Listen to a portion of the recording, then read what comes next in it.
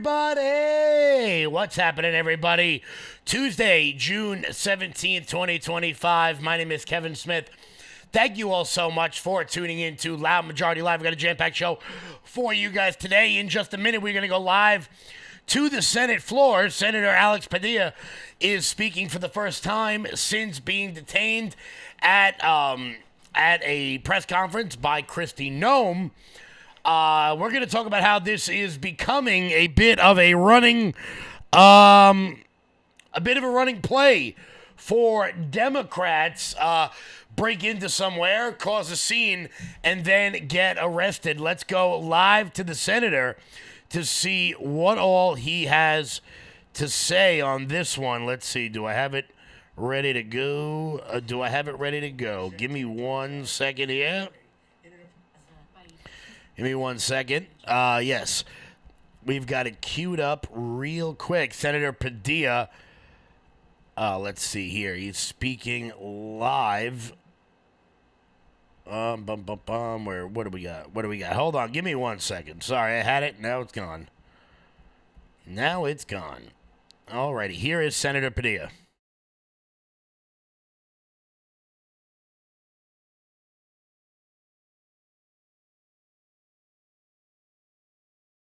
Turning to I pray you never have a moment like this. But I will tell you, in that moment, a lot of questions came to my mind. First of all, where are they taking me? Because I know I'm not just being escorted out of the building.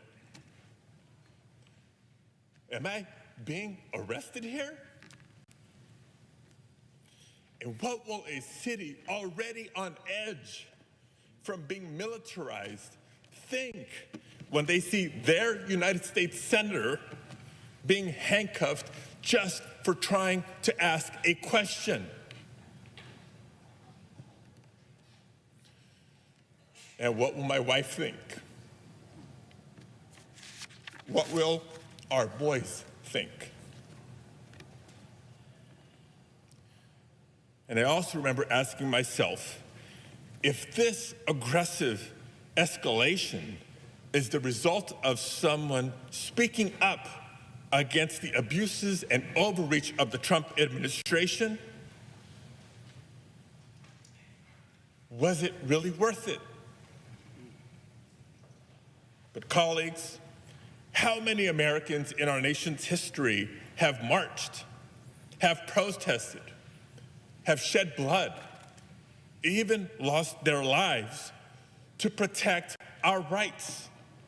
How many Americans have served in wars overseas to protect our freedoms here at home? And how many Americans in the year 2025 see a vindictive president on a tour of retribution, unrestrained by the majority of this separate and co-equal branch of government? All right, enough of that crap. Honestly, I thought he was going to say something that was actually interesting, but of course, Democrats can never, ever do that. Of course, this is becoming a way for Democrats to sort of throw themselves into the spotlight, break into some sort of an ICE meeting, break into some sort of a press conference, cause a scene, get detained for like 15 seconds, and then throw a fit about it. Of course, he's not the only one to do this. Zohran Mamdani did it in the Capitol in Albany.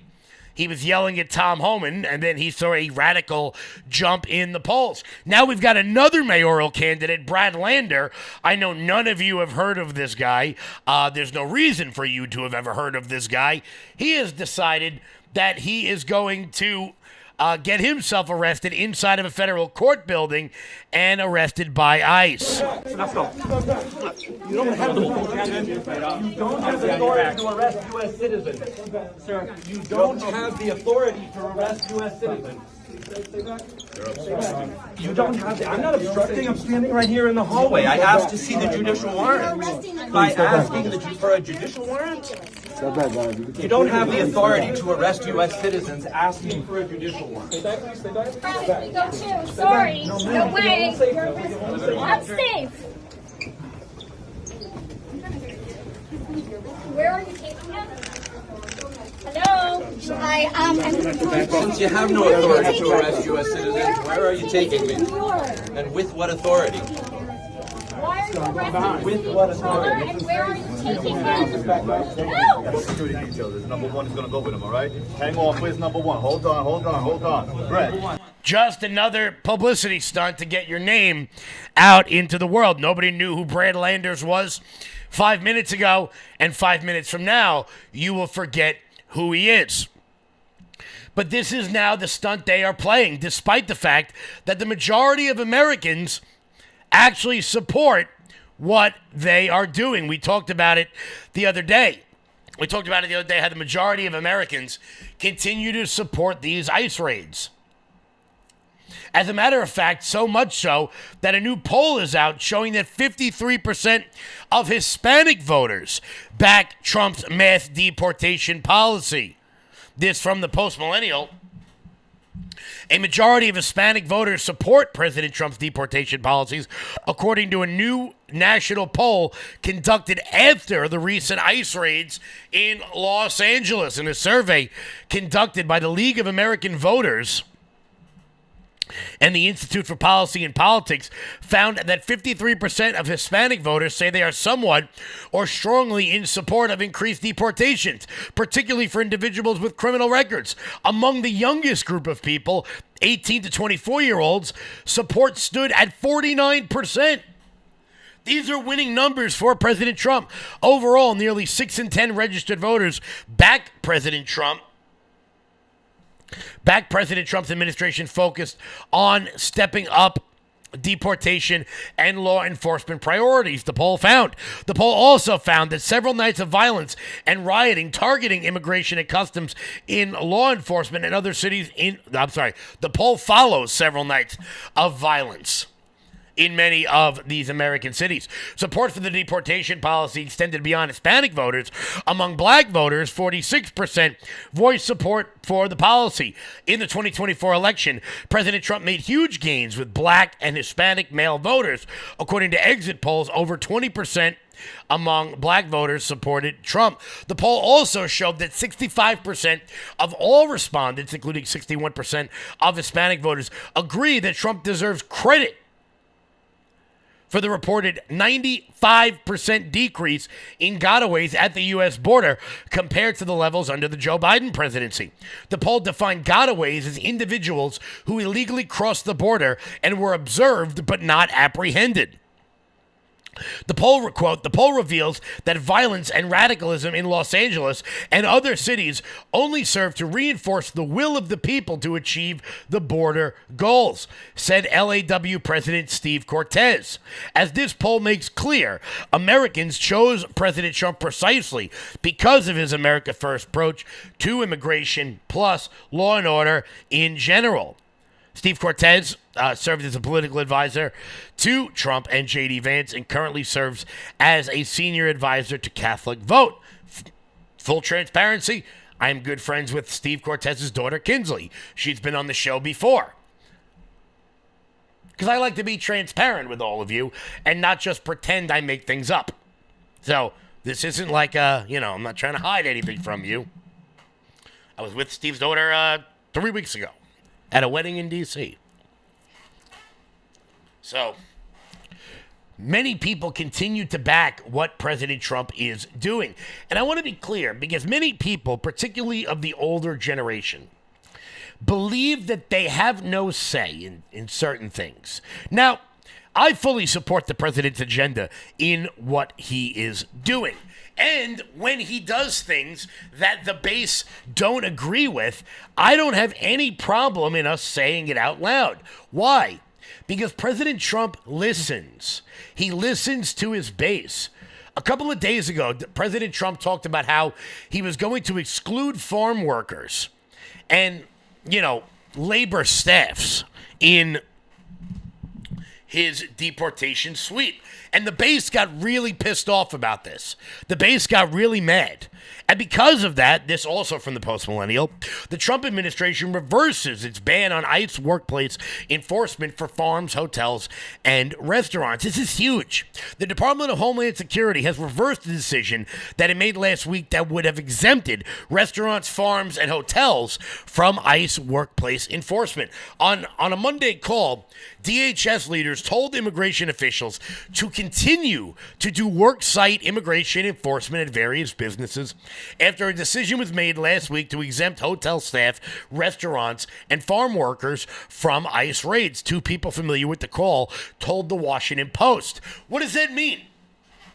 It means that the administration made a decision and the base said, no, that's not what we voted for. I made it very vocal. Many other much larger accounts on platforms like X made it very vocal. We voted to deport illegal immigrants, not just the bad ones. Yes, get the bad ones out first. Absolutely. Absolutely. Get the bad ones out first. No issue there. No issue there. The problem becomes when we don't get what we voted for. We make it vocal. We do it in a rather respectful way.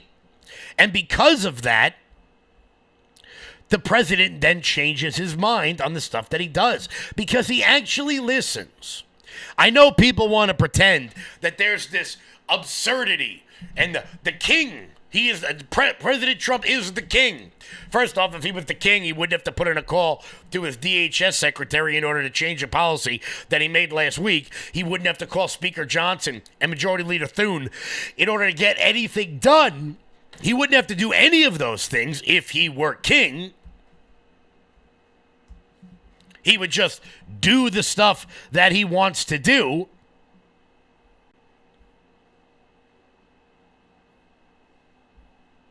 But alas, we find ourselves here with this absurdity in these no king protests. And moreover, we see people starting to understand. Yesterday I showed you a video of a man who got shot in the nuts and is now losing a testicle because he decided to screw around with ICE protesters. Well, I've got another one. It turns out this guy got shot in the eye with a rubber bullet, and now he's losing an eyeball. They just started opening fire on us, just spraying an obscene amount of rubber bullets. Just fractured my cheek, and it tore part of my eye open, and I had to go into surgery for about 4 hours or 5 hours to get it repaired that night. And it's questionable how much vision I'm going to be able to get back, or how much I'm going to be able to see out of my right eye right now. It's just a giant question mark.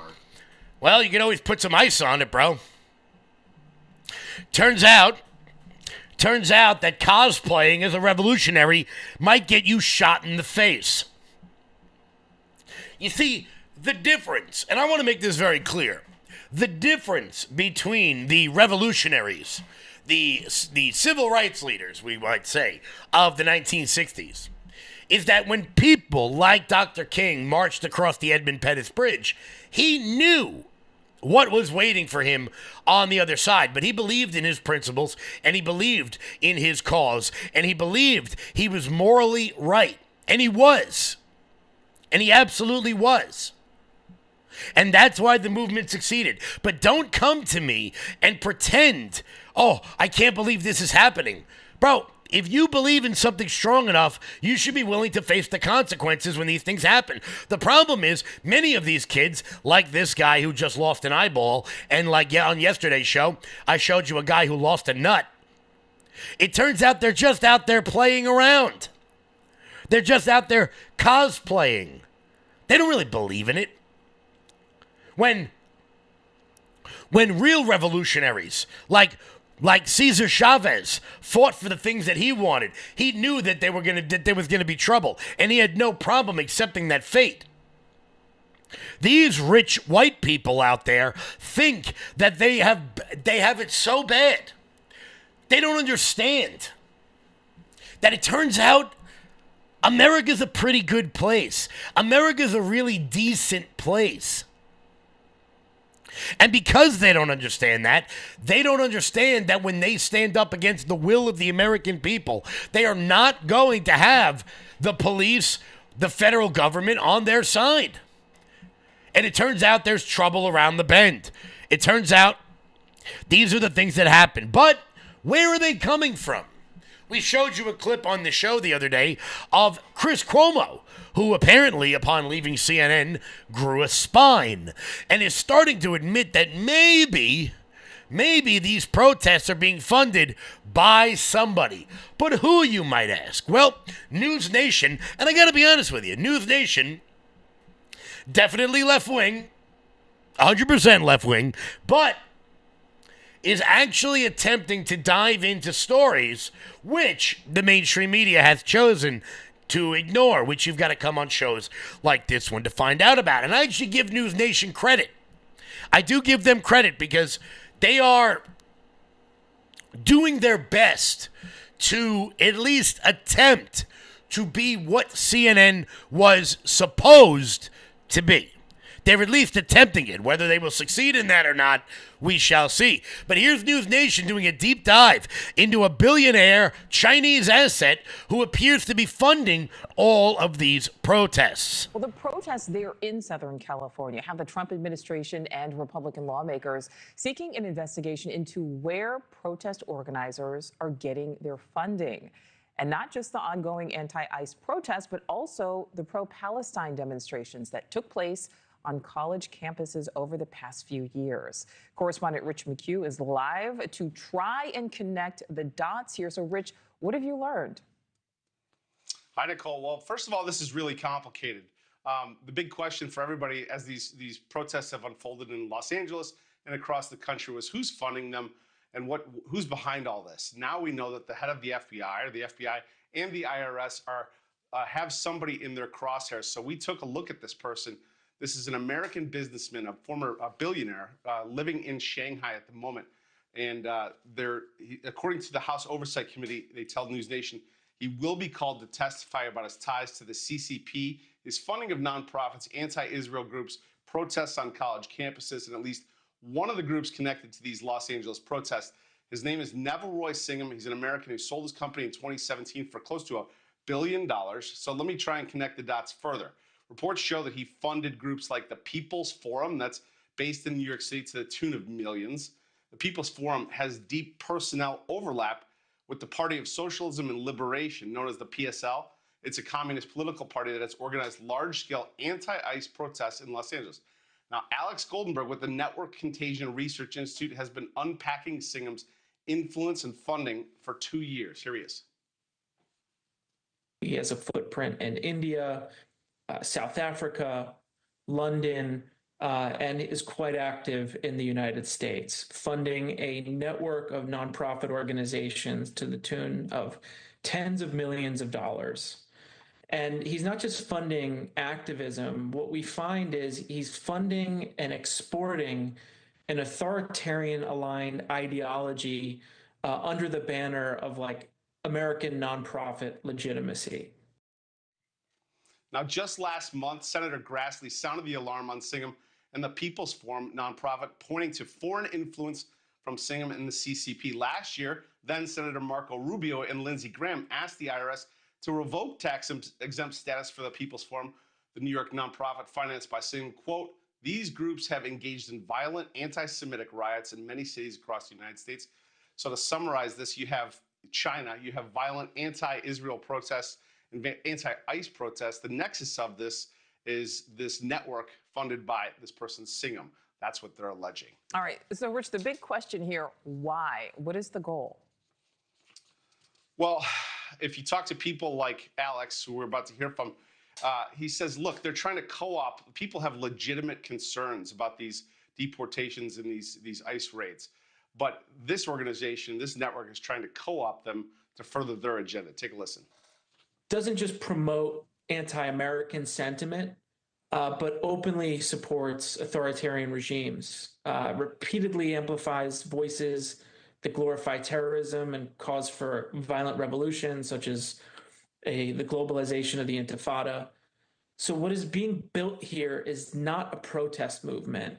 I really view it as infrastructure for a deeply un-American campaign to destabilize the country from within.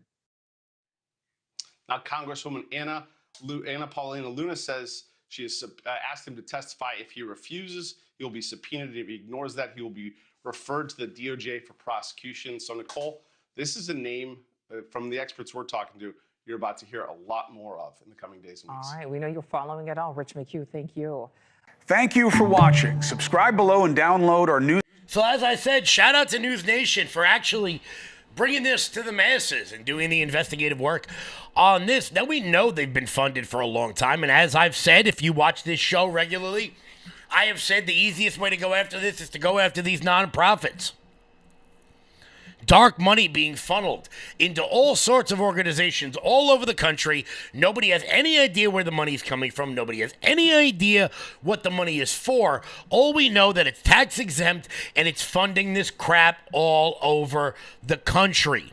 It's funding it all over the country. Now, while these protests have been going on, these anti-ICE protests out there, there are two members of the California legislature. One you've heard of before because he is... And you know what? This might get me in trouble for saying it. He is certainly pedophile adjacent. I won't come right out and say it because, lawyers and such. But he's a public official, so what the hell? He's definitely pedophile adjacent. Shockingly, his name is Scott Wiener. And some other guy who, I can't tell if Scott Wiener is really tall or this guy happens to be really, really short. He is focusing not on the violence, not on the rioting, not on the looting. He's focused on something else. We'll get to that in 1 second before we do Old Glory Bank. When big banks decide who gets access to America's financial systems and who doesn't, who do you think gets left out? Middle Americans who proudly wave their pro-America values. Cancel culture in banking is corrosive. It limits your participation in a vibrant, free market economy. Fortunately, you can fight back.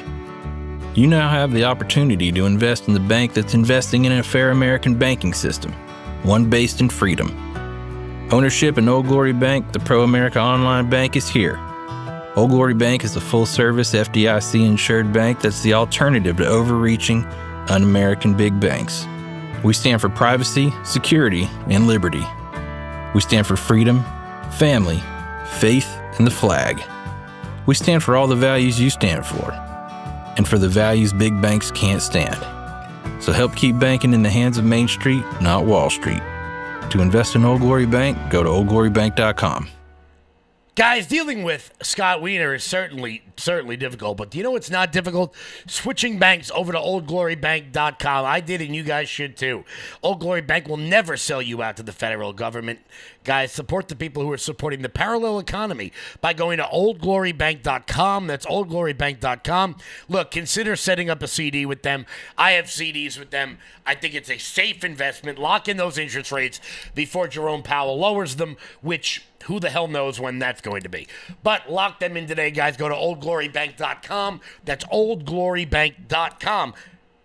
FDIC approved. Giddy up. Let's go. So, Scott Wiener, who is pedophile adjacent, I say that in the most loose terms possible, him and his little friend, they aren't worried about the rioters. They're not worried about the looters.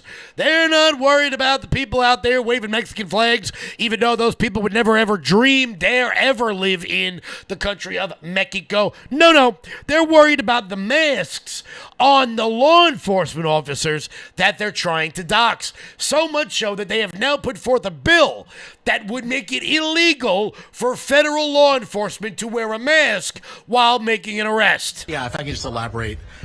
People covering their faces, impersonating police officers, it erodes trust in law enforcement and it undermines community safety. That's really what this bill is about. And I think many law enforcement officials, legitimate law enforcement officials, would welcome, putting in safeguards to ensure transparency and accountability. And I think the concern is a lot that's happening. There are a lot of people who are engaged in these enforcement actions, and we don't know, are they federal? Are they contractors? Are they local law enforcement? And so we're requiring that people not have to wear masks except for some very limited exceptions, and that there be identifying information ensures that we know who is involved here. It's also critical to uphold our state and local laws, including our sanctuary law, SB 54, which says that local law enforcement are not going to be involved in immigration enforcement. So this is, I think, furthering the state's efforts to ensure legitimate law enforcement purposes and to protect Californians. Apparently, the Penguin is out there with his pedophile-adjacent friend. Yeah. Prove me wrong on that one. The Penguin is out there saying that federal law enforcement shouldn't be allowed to wear masks. However, both of them advocating putting masks on autistic 3-year-olds while they were on a plane. 6-year-olds while they were in first grade. All because some old people got the sniffles. So you know what? You know what? I don't even know who the hell that guy is. He really does look like the Penguin, like Danny DeVito's Penguin from Batman. And then you got that giant pedophile adjacent Scott Wiener. I only say that because he's the guy in California who attempted to, lower the age of consent and change laws around having sex with people who are HIV positive. And basically every gay thing you can imagine in California comes out of Scott Wiener's desk. And not like just regular gay thing, like weird shit, like stuff that everyone's like, ooh, California Rep Scott Wiener, literally one of the worst people in America. One of the worst people in America.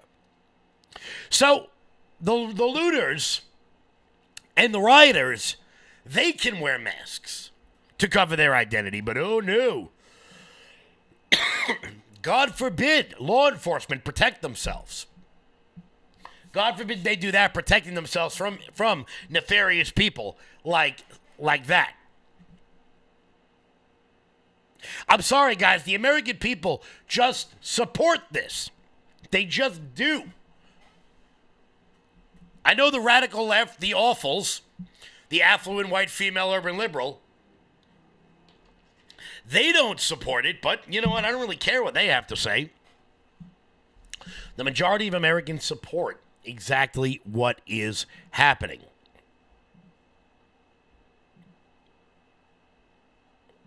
They just do. They just do. Guys, we'll be back in 1 second. A quick word from Jeremy. Hey, everyone. I really hope you are enjoying the program today, and I hope you enjoy LFA TV as a whole, because let's face it, we're not getting any younger. However, if there was a way to slow down our aging and live a little bit longer, would we do it? I think we would. You ever heard of Fatty 15, folks? Well, Fatty 15 is a brand new supplement that has C15 in it. You might ask, what's C15? Well, C15 is the first fatty acid to be discovered in 90 years that actually prolongs your life. Over 100 studies over many years were done on dolphins because these two doctors were in charge of basically increasing the dolphin population. So they started introducing this fatty acid called C15, and what they found was something amazing. The dolphins were living longer, and the dolphin pods were growing bigger. It was an amazing discovery. And now, ladies and gentlemen, you can get C15 introduced into your life to slow down the aging process of your cells. And it's not only going to make you feel and you look younger, but it's going to make your body think it is younger, which means you're going to start doing more things again. There's a thing called cellular fragility syndrome. And cellular fragility syndrome happens as we get older. This is going to reverse it, folks. Fatty15.com/LFA, promo code LFA. That is fatty15.com/LFA, promo code LFA. Get your discount today, folks, and start this new journey to help you live longer. Fatty15.com/LFA, promo code LFA today. Now, back to the program. Thank you very much. Guys, head on over to fatty15.com/LFATV. That's fatty15.com/LFATV. We've got some breaking news. We've got some breaking news at this hour that I don't like. I want to be very, very, very clear. I do not like this whatsoever. We've got reporting out of Israel. Benjamin Netanyahu and Israeli officials expect Trump to join the war and strike Iran's Fordow nuclear facility soon. I want to make this very clear. Under no circumstances do I support this action. None whatsoever. We've got multiple. This coming from Axios. Trump considering strike on Iran ahead of critical situation room report. Here is Fox reporting that. Breaking news. The president very, very active on his Truth Social this hour. That's because, according to Axios' reporting, President Trump will meet with his national security team in the White House Situation Room at 1 p.m. Eastern today to make decisions about U.S. policy toward the war between Israel and Iran. 3 U.S. officials have told Axios, and this is key, why this matters. The U.S. official said Trump is seriously considering joining the war and launching a U.S. strike against Iran's nuclear facilities, especially its underground uranium enrichment facility in Fordow. It is built into a mountain. They cannot get to it without our bunker-busting weapon. They need it, and they'll need our... No! No! Look! No! I don't care if the great one Mark Levin wants it. I don't care if that closeted gay man Lindsey Graham wants it. I don't care if that ridiculous mustachioed asshole John Bolton wants it. Stop! Israel, do whatever the hell you want. I don't care. I don't care. Do whatever the hell you want. But this is not our monkey, not our circus. No!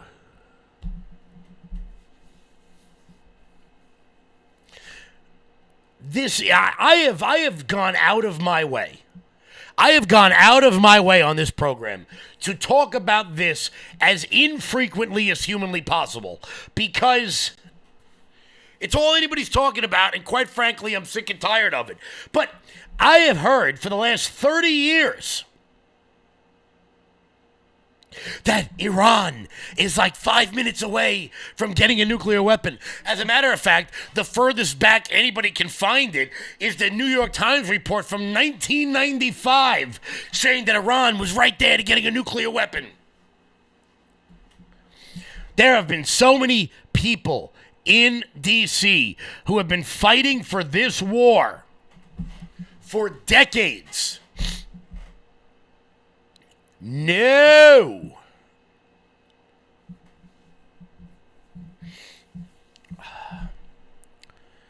Damn it. You know, I thought, and look, people want to be sycophantic. That's not me, okay? I think it's healthy to disagree with friends. This is a bad idea. It just is. Need any proof? Want any proof? How much proof would you like?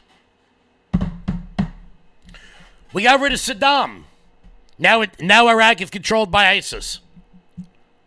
We got rid of whatever the governing body was in Afghanistan. Now it's controlled by the Taliban. We got rid of Gaddafi. Now it's a failed state. We helped overthrow the Egyptian president. Do I have to keep going? I don't give a shit about the Middle East. I don't care. Because guess what? You can hold two thoughts in your brain at the same time.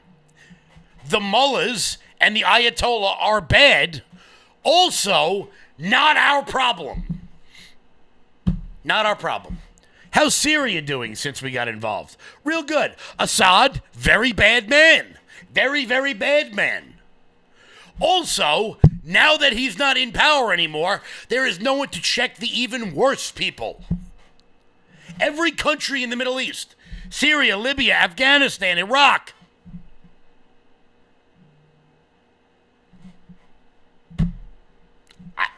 I don't know. I don't know. They say history doesn't repeat itself, but it certainly rhymes. I don't know. Am I insane? Is there something wrong in my brain right now? I don't know, chat. What do you think? Let me know. Am I insane? Or is this... Oh, what the hell are we doing here? Where is it? Am I insane here? Am I nuts? Tell me. If I'm wrong, Chad, I want to know. I want to know. Let's see what the chat thinks. Are we about to get mired in another Middle Eastern boondoggle?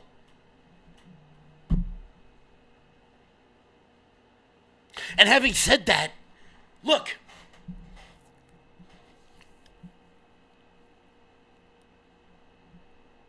I don't know. All I know is this. Here's what I know. I know that when it comes to foreign policy, if John Bolton, Lindsey Graham, Mark Levin all want it, I don't. That's what I know.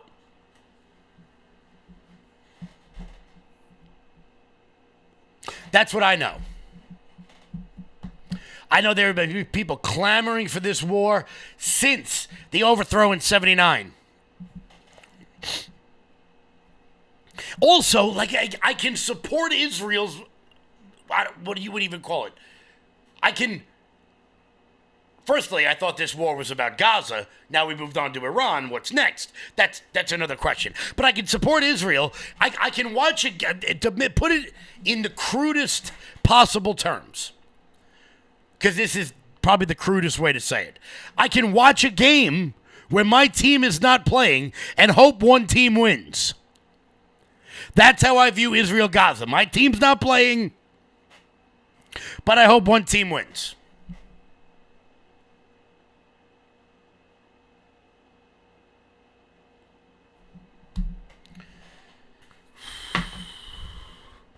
What the hell? Let's take the hat off here. I'm starting to sweat.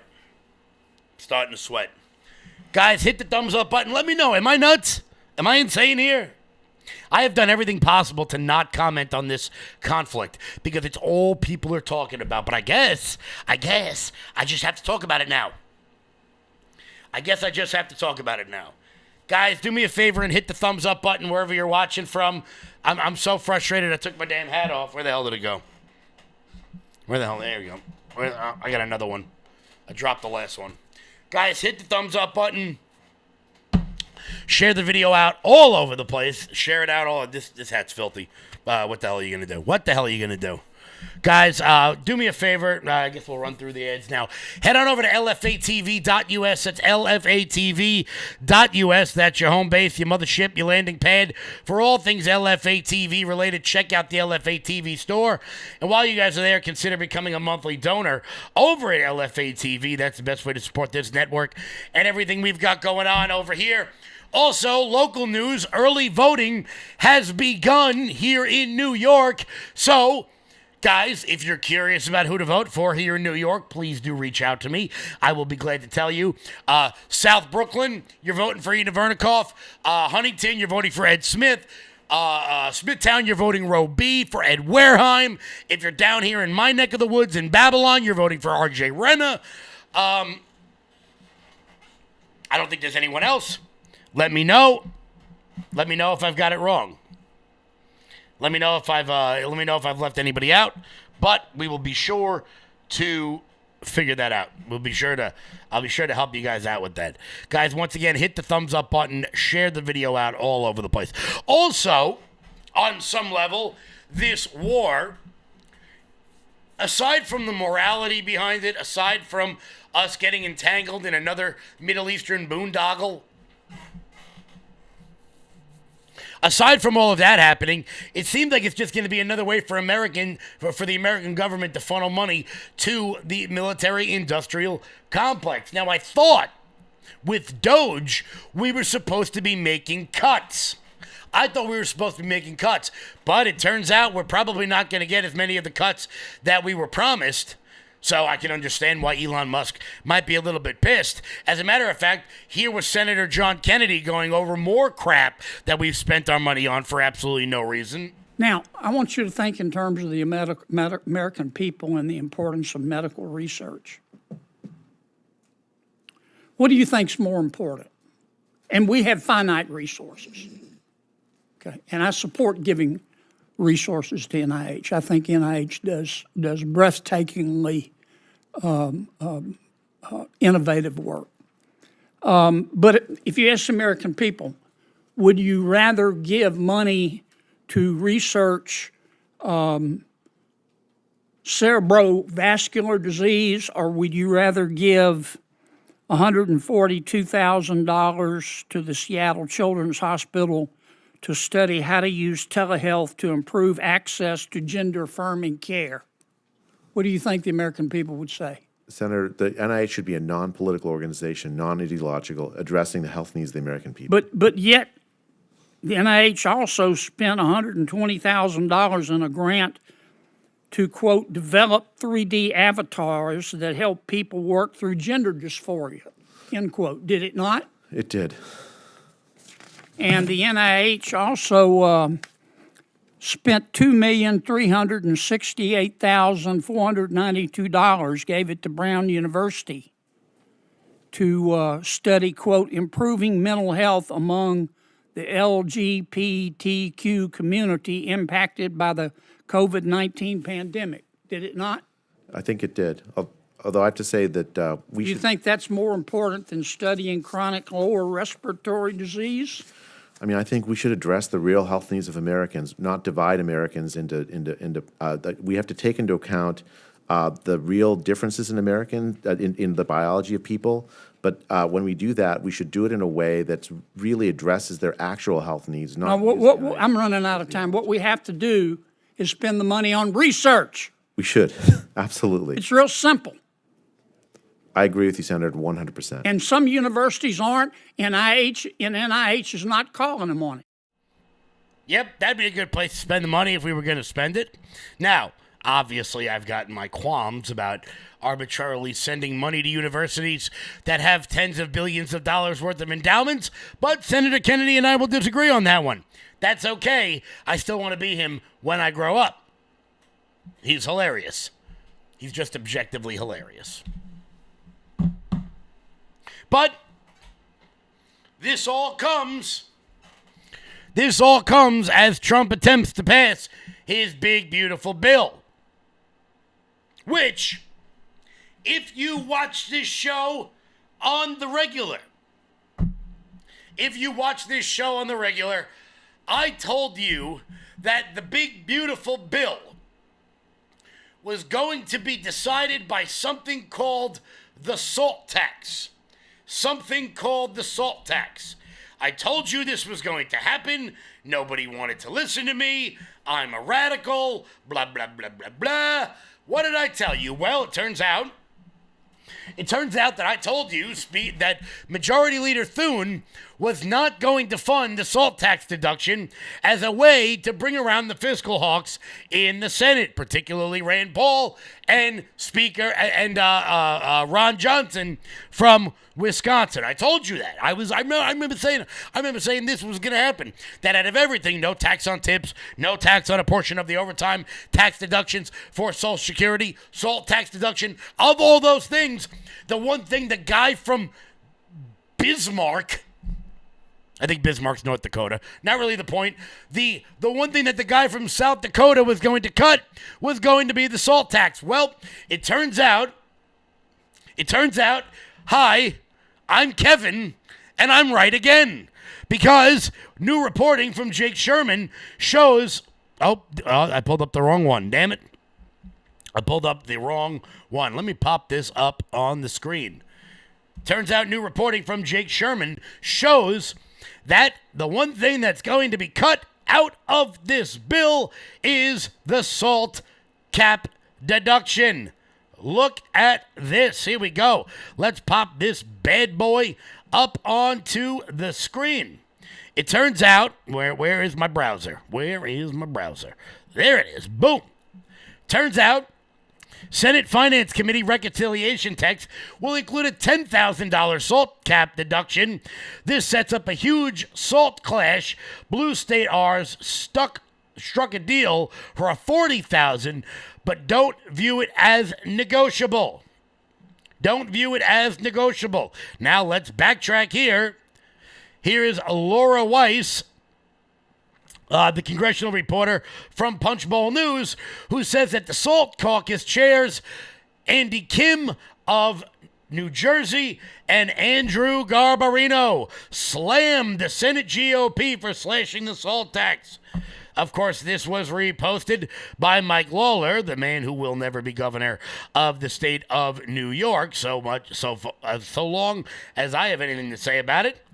They've all slammed it. As a matter of fact, when it comes to the SALT tax, Mike Lawler even decided that he was going to tweet out a cute little GIF because he thinks that he's clever, saying that it's dead on arrival with Joaquin Phoenix putting his thumb down for the $10,000 SALT cap negotiation from the Senate. Now, somebody ought to tell him what happens to Joaquin Phoenix at the end of the damn movie. It turns out the regular people out there rebel against him, and their leader, Maximus Decimus Meridius, kills him. Maybe watch till the end. Doesn't end well for Commodus. Just saying. Turns out when your only care is for rich people, doesn't end well for you, Mike. Doesn't end well. I don't care if you are in Rockland County. I told you this was going to happen. Nobody wanted to listen to me. Nobody wanted to listen.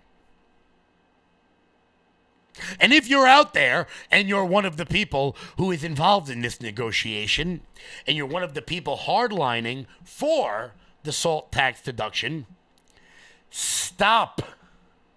Stop doing what you're doing. One day you idiots will listen to Kevin. I have 2 members of Congress in mind. In particular, I'm sure my local audience can name them. Guys, we're going to move on to the title of the show today because we had so much damn breaking news. I didn't get to the main point of the show that the damn title is about. We'll get to that in 1 second. Before we do, Mike Lindell. I'm excited to announce that we're having our first ever mega sale on overstock clearance and brand new products. For example, save over 50% on this season's flannel sheets. Queen size only $59.98. Kings only $69.98. They sell out fast every year, so order now. Save 20% on our brand new My Crosses. They're designed in the likeness of the one I've worn every day for over 20 years. They come in men's and women's, and they're made right here in the USA. Get our 2025 6-piece My Towel sets for only $29.98. Our initial quantities are extremely low, so get them now before they go. And our best-selling standard My Pillows, just $14.98. So go to MyPillow.com or call the number on your screen. Use this promo code to take advantage of our first ever mega sale. But wait, remember that $75 free shipping rule? Well, that ship is sailed because right now, every order ships absolutely free. Guys, Mike Lindell is being sued. I actually lost a defamation case against Dominion. So head on over and support MyPillow by going to MyPillow.com and use promo code LOUD for up to 80% off everything on their website during their giant mega sale. Guys, Mike Lindell has always been a proud supporter of this show. Go support him. Guys, go to MyPillow.com and use promo code LOUD. I am so annoyed right now. I am so annoyed right now. You know, I wasn't really sure what I was going to talk about today. And then all that happened. But let's get to the main topic of the show, 52 minutes into the damn program. Hey, it turns out the Chinese rigged the 2020 election. What? What, Kevin? Yeah, I put that on the back burner for a little while. The FBI gives Congress intel on an alleged Chinese plot to fake mail-in ballots in the 2020 election. Yeah, that's right. People like me who have always said, I have stood firm, and I have always said it was the mail-in ballots, not necessarily the machines, that screwed up the 2020 election. Why? Because the mail-in ballots are just easier to fake. And it turns out newly declassified intelligence report, partially corroborated, but was recalled before it could be fully investigated. What happened here? FBI, this from Just the News. FBI Director Kash Patel on Monday evening turned over to Congress an intelligence report raising concerns that China had mass-produced fake U.S. driver's licenses to carry out a scheme to hijack the 2020 election with mail-in ballots for Democrat Joe Biden. The newly classified intelligence report from August of 2020 weren't corroborated or fully investigated, but were instead recalled from intelligence agencies at about the time that FBI Director Christopher Wray testified that there were no known plots of foreign intelligence ahead of the 2020 election. Really? New documents were turned over to Senate Judiciary Chairman Chuck Grassley, who first raised the concerns to the Bureau that intelligence hadn't been fully vetted, and instead was just dismissed, even though there was evidence of the fake licenses. Quote, thanks to the oversight work in partnership with Chairman Grassley, the FBI continues to provide unprecedented transparency at the People's Bureau. To that end, we have located documents that Senator Grassley requested, which detail alarming allegations about the 2020 election. Specifically, these include allegations of plans with the CCP to manufacture fake driver's licenses and ship them to the United States for the purpose of facilitating fraudulent mail-in ballots. Allegations which, while substantiated, were abruptly recalled and never disclosed to the public, said Kash Patel. In accordance with Chairman Grassley's request for the documents, I have immediately declassified the material and turned the documents over to the chairman for further review. Officials who have seen the documents told Just the News that the FBI had a relatively new confidential source who provided information in the summer of 2020 that the Chinese government were manufacturing and exporting fake U.S. driver's licenses as part of a plot to create voter identities for Chinese residents in the United States so they could vote with fake mail-in ballots. There we go. Like we told you, there's no evidence of fraud. No evidence at all, except for the fact that the Chinese government was mailing out fake driver's licenses so that illegal immigrants from China could vote in our elections. But Kevin, I thought illegal immigrants couldn't vote in our elections. They can if they have driver's licenses.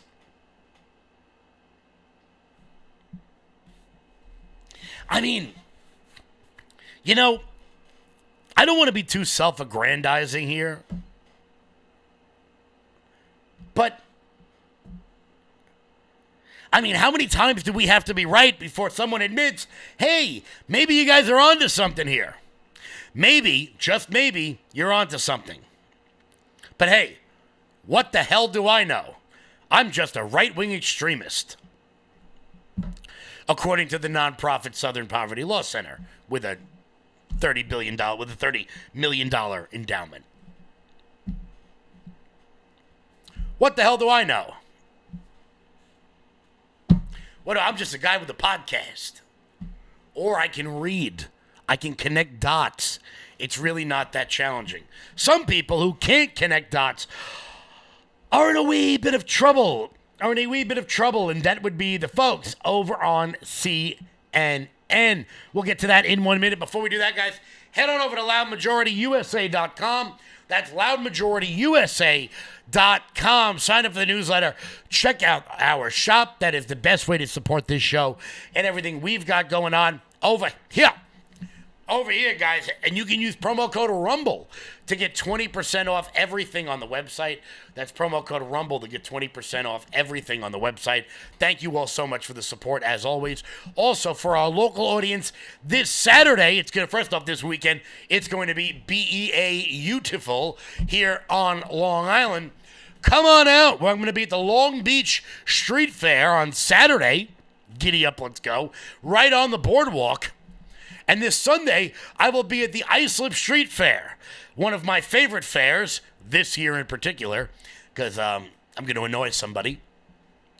But, guys, this Saturday, I'm going to be at the Long Beach Street Fair and the Islip Street Fair on Sunday. So come on down, say hello. We're going to have a good time, as we always do at many of these fairs. I will catch you guys over there. So you ready for the good news of the day? The good news of the day, CNN's massive staff cuts as the parent company prepares for a breakup. Warner Brothers Discovery, an announcement to split into two companies, is leading to panic, with network insiders saying there will be tears on the horizon for CNN. The dwindling cable news network is now viewed as a lackluster asset and could be a big cost-cutting and could be in for big cost-cutting measures and restructuring. The corporate breakup scheduled for mid-2026. Wait, hold on a minute. Hold on, I gotta... So wait a minute. You're telling me... Are you telling me that, right before the midterms, CNN's gonna fire everybody? Oh, that's majestic. The corporate breakup, scheduled for mid-2026, will separate Warner Brothers, Discovery Entertainment, and streaming operations from its traditional cable division holdings.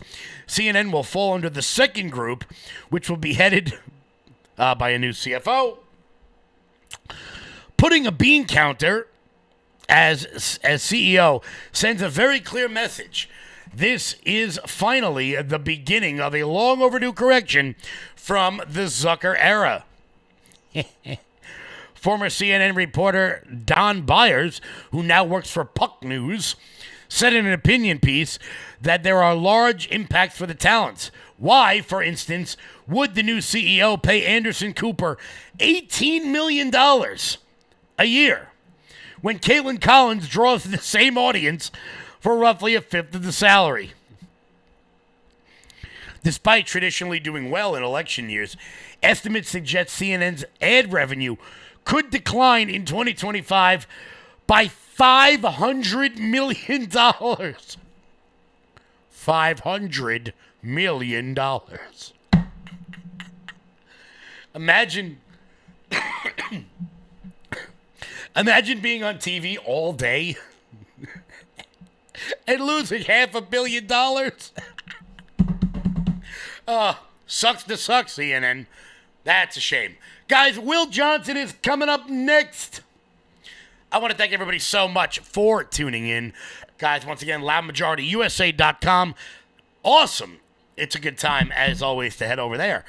Guys, stay tuned. Hit the thumbs up button. All that good stuff. Stick around all day for all the news. Until tomorrow, everybody, stay loud.